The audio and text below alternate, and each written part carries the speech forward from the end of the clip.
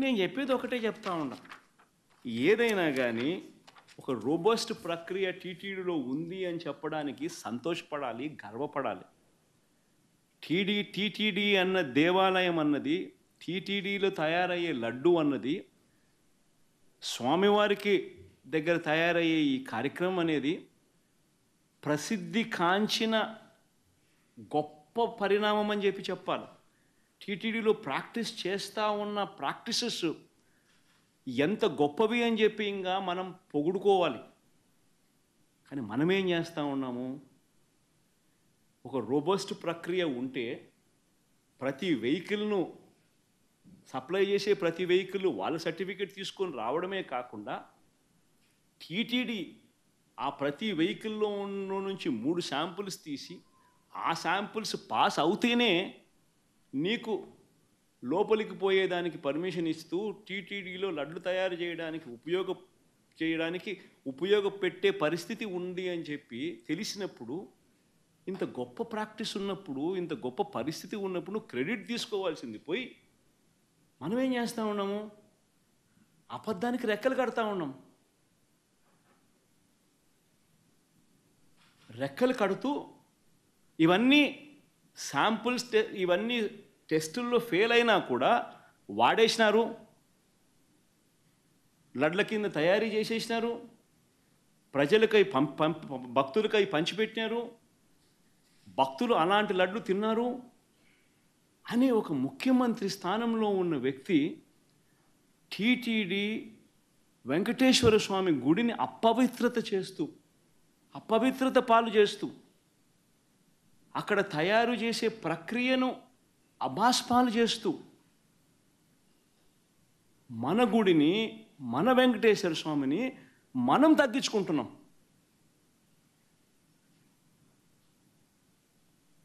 ఇంతకన్నా దారుణమైన పరిస్థితులు ఎప్పుడైనా రాష్ట్ర చరిత్రలో ఎక్కడైనా జరుగుతాయా? ప్రతి ఒక్కరు కూడా దీని గురించి ఆలోచన చేయాలని చెప్పి నేను అడుగుతా ఉన్నా.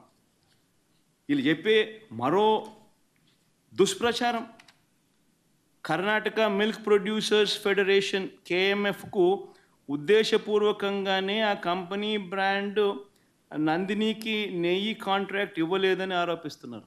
ఆశ్చర్యకరమైనది. టెండర్లు పిలుస్తారు, ఎవరైనా పార్టిసిపేట్ చేయొచ్చు. ఇదే చంద్రబాబు నాయుడు గారి హయాంలో 2015 నుంచి 2018 అక్టోబర్ వరకు KMFకు చెందిన బ్రాండ్ ఎందుకు లేదని అడుగుతా ఉన్నారు.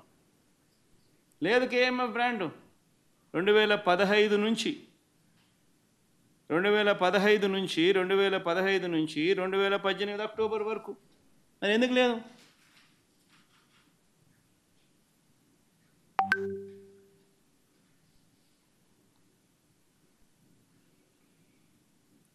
ఇంకొకటి ఆశ్చర్యకరమైన విషయం,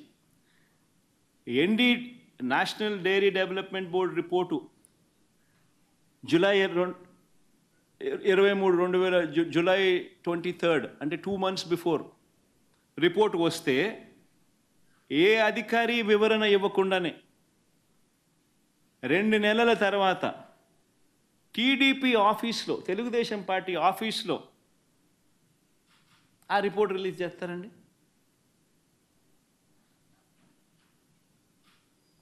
అదే 100 రోజుల ఈయన పాలన మీద అడ్వర్టైజ్మెంట్ ఇచ్చిన రోజు.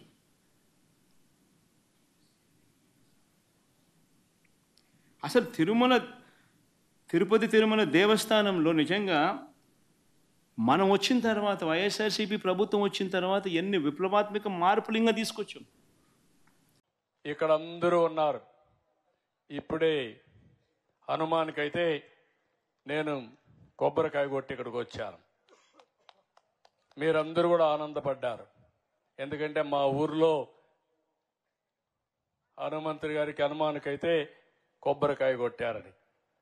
మనందరికీ ఏ మతస్థులకి ఆ మతస్థం పైన విశ్వాసం ఉందా లేదా అని మిమ్మల్ని అడుగుతున్నా. ఉందా లేదా? ఉందంటే చేలు పైకెత్తండి. ముస్లింల మతం పైన అభిమానం ఉంది, ఒక పద్ధతులు ఉన్నాయి.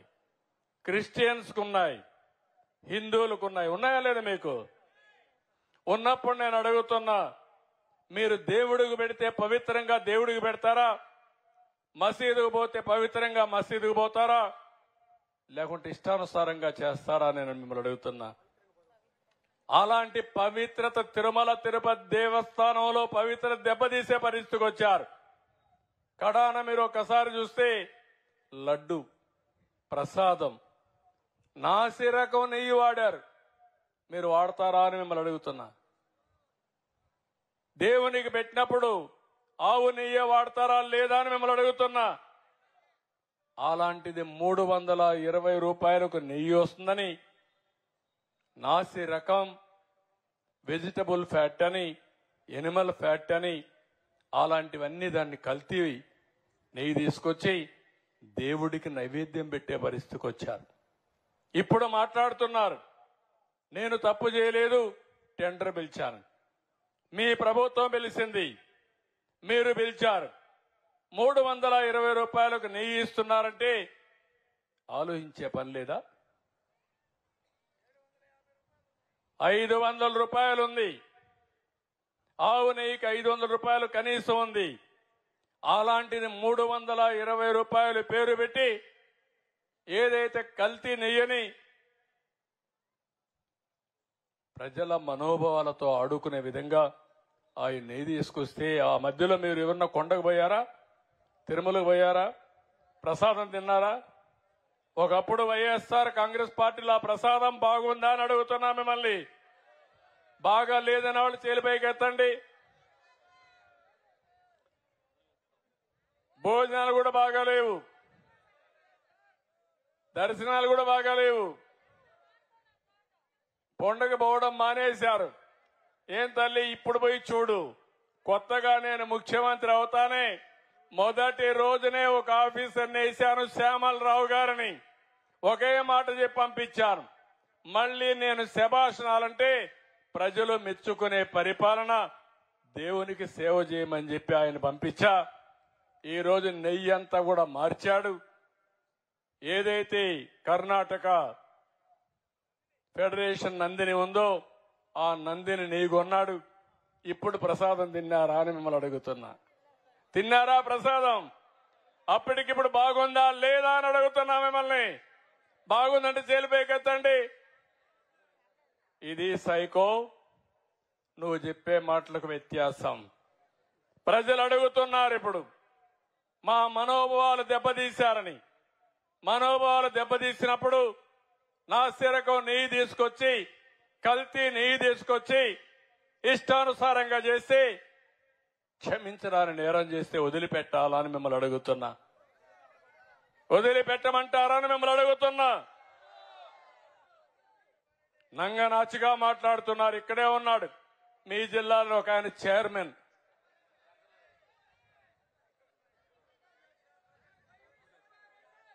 నేను పేరు చెప్పను, నేను పేరు చెప్పడం నాకు కరెక్ట్ కాదు. మొన్నే మీరు చూశారు, వరదలు వస్తే ఏదైతే అక్కడ ఉండే బుడమేరు గండ్లు పెట్టేశారు. బుడమేరు మొత్తం